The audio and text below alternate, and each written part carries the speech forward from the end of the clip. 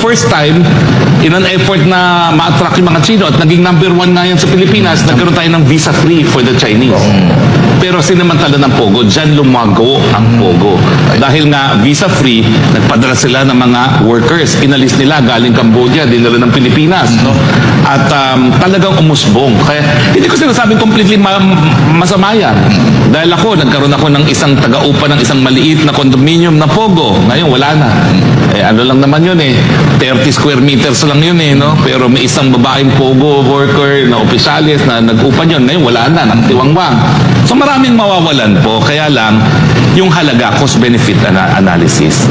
Intindihin din natin, no, panahon nung talagang inutusan ako ni Presidente na depensahan ang pagbubukas ng Pogo bilang BPO, dahil wala halos bukas na industriya ng mga panahon na yon dahil nga sa ECQ.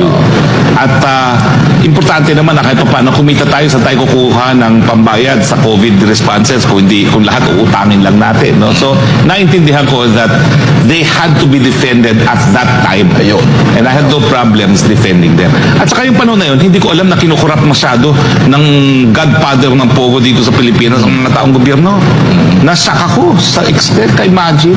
Wala naman akong basehan para pagdudahan yung 200 million na ginastos, no? Pero talagang nasyak ako.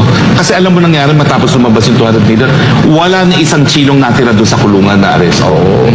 Ang iniwan, mga Cambodians at mga Malaysians.